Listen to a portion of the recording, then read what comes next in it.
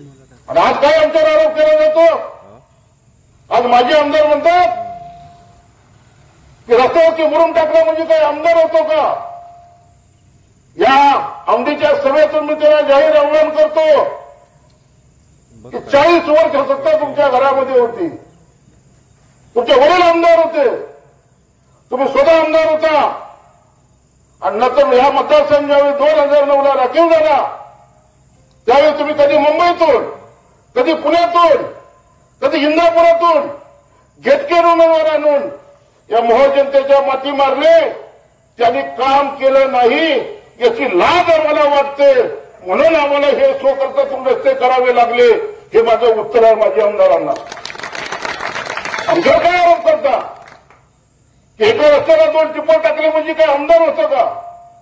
किमान सौदागर भाऊ 100च्या वर रस्ते स्वकर्तृत्व बनवून दिले असतील आणि 200च्या वर रस्ते माननीय मुख्यमंत्री एकनाथरावजी शिंदे साहेबांबरोबर आयुष्यातला 34 वर्षाचा काळ मी काढला.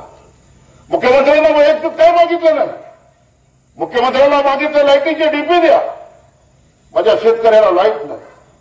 मुख्यमंत्र्यांना मागितलं रस्त्यासाठी पैसे द्या, मला डांबरी रस्ता नको, मला हायवेचा रस्ता नको. मला शेतकऱ्यातला गावगाड्यातला माझा शेतकरी जर पाऊस पडला तर 8-8 दिवस शेतात तो गावात येत नाही आणि तो गावात नाही आला तर तालुक्यात येणार नाही आणि तालुक्यात आला नाही तर त्याचा आवाज मुंबईला कळणार नाही. म्हणून पहिलं काम केलं असेल तर किमान 50 कोटी रुपयाचे रस्ते हे ग्रामीण भागातल्या शेतकऱ्यांसाठी दिले. मी कोणत्याही पदावर नाही, पण मी असं म्हणणार नाही की 3000 कोटी रुपये मोहच्या विकासासाठी आणले. मटका सिंग रतन खत्रीला सुद्धा आकडे कळत नसते, असे आकडे आज वाचून दाखवले जात होते. अरे बाबा 5 वर्ष सत्ता तुझ्या हातात होती, एवढे 3000 कोटी आले तर 142 गाव आहेत. मग प्रत्येक गावाला 3000 भागिले गुन्हेले करा, 21 कोटी रुपये यायला पाहिजे.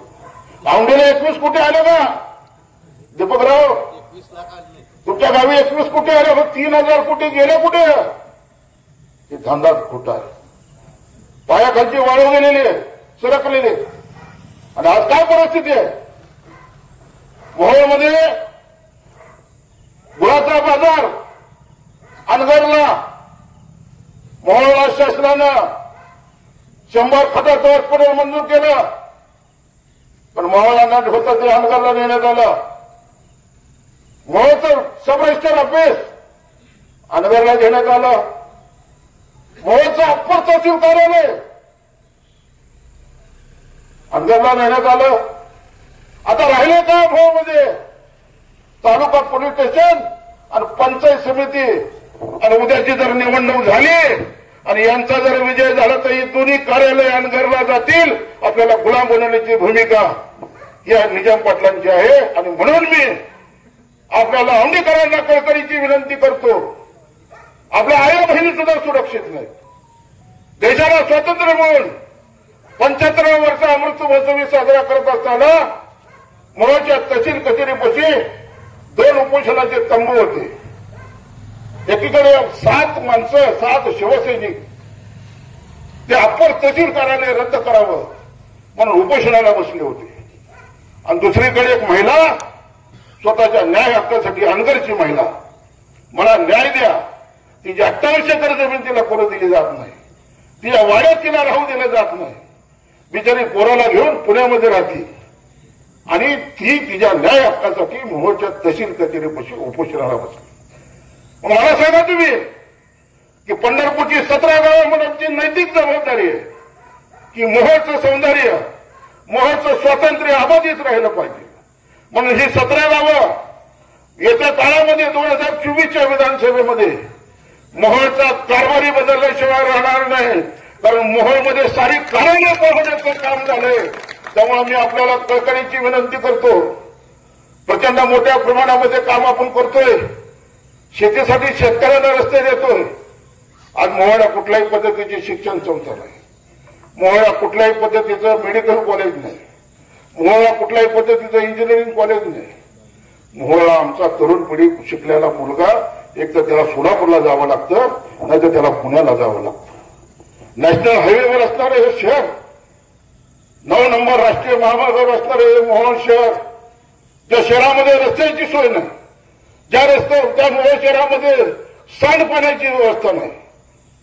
सौदागर भाऊ, माझं गाव रोपळा, या युवतीच्या तलावात आमच्या परिवाराची जमीन गेली आणि मग हे युवतीचं तळ तयार झालं.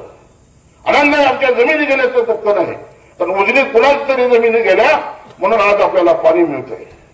त्याग हा करावा लागतो, परंतु युवतीच्या तलावातलं पाणी मोहोळ शहराला मिळत नव्हतं. 4-4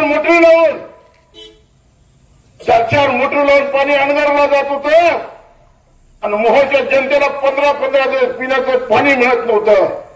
त्यावेळेला या राजू खरेने पहिले 5 टँकर मोहोळकरांसाठी दिले, नंतर 5 टँकर दिले आणि मला ज्या वेळेला 10 टँकर कमी पडले तेव्हा सुनील पाटील तुम्ही होता माझ्याबरोबर.